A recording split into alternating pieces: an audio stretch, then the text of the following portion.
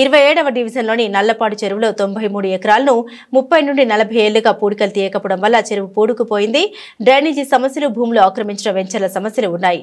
పూడికలు తీయించి ప్రభుత్వం తరపున పనులు చేయించి 10 నుండి 12 కోట్ల నిధులు సమకూరుతాయి. వాగు పోరంబోకులను 2019-24 మధ్య ఎవరికి బలం ఉంటే వాళ్ళు ఇష్టం వచ్చినట్లు ఆక్రమించుకున్నారు. ఖచ్చితంగా ప్రజలకు ఉపయోగపడేలా చేస్తాం. ఈ పరిశీలనలో GMC commissioner Puli Srinivasulu, city planner Rambabu, corporator Chella Rajyalakshmi తదితరులు పాల్గొన్నారు.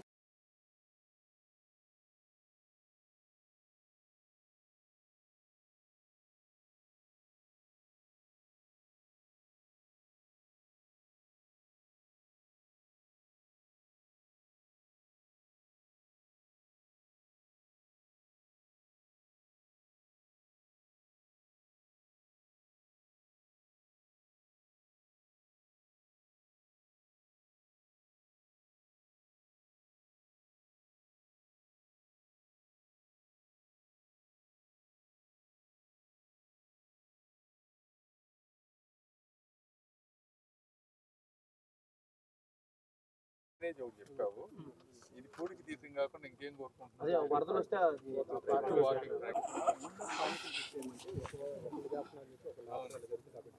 రేపు ఇది మనం చేసిన అవుట్ ఆఫ్ టెండర్లు ఇచ్చేసి ఎవరికి సంబంధం లేకుండా చేస్తే డెవలప్మెంట్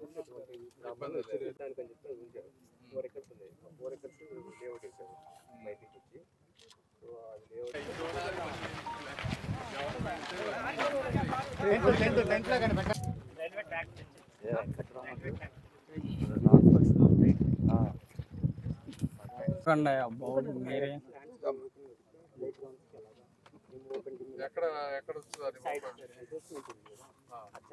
అందంగా చేయాలి. మట్టి తీస్తే ఎంత వస్తుంది సుమారుగా? చూస్తే మొత్తం సరిపోతుంది, బ్రహ్మాండంగా చేయొచ్చు.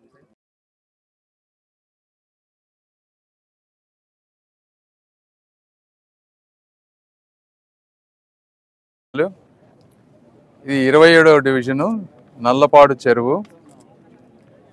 93 ఎకరాలు, దాదాపుగా 30-40 ఏళ్ల నుంచి పూడికలు తీయకుండా ఇదంతా కూడా పేరుకుపోయింది, గడ్డి అంతా మెలిసి.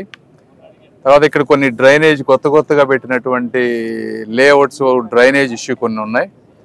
ఈ ప్రాంతం వాళ్ళు మల్టిపుల్ టైమ్స్ మా దగ్గరికి వచ్చి అడిగారు ఈ పూడికలంతా తీసి గవర్నమెంట్ కాంట్రాక్ట్ ద్వారా థర్డ్ పార్టీని ఒక అథెంటిక్ సోర్స్ని తీసుకొచ్చి పూడికంతా తీస్తే 10-12 కోట్ల రూపాయల డబ్బు వస్తుంది. దాంతో మాకు మంచి ఒక ప్లే గ్రౌండ్, చుట్టూ వాకింగ్ ట్రాక్ చేసి ఈ ఏరియాకి వాటర్ సోర్సెస్ పెంచమని అడుగుతా ఉన్నారు.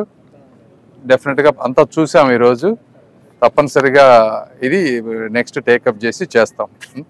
దీని గురించి రాజ్యలక్ష్మి గారు, వాళ్ళ పిల్లలు, వీళ్ళు యాక్చువల్గా ఇండిపెండెంట్గా కార్పొరేటర్గా గెలిచారు. వీళ్ళు గెలిచినప్పుడు ఇది చేస్తానని చెప్పి ప్రామిస్ చేశారు. వీళ్ళందరూ మా ఆఫీస్కి వచ్చి మాకేం వద్దు, అది ఒక్కటి చేసి పెట్టమని అడుగుతున్నారు.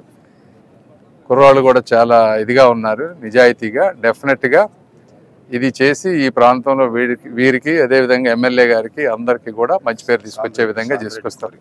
సాంబిరెడ్డి గారి కోరిక తప్పనిసరిగా. Thank you.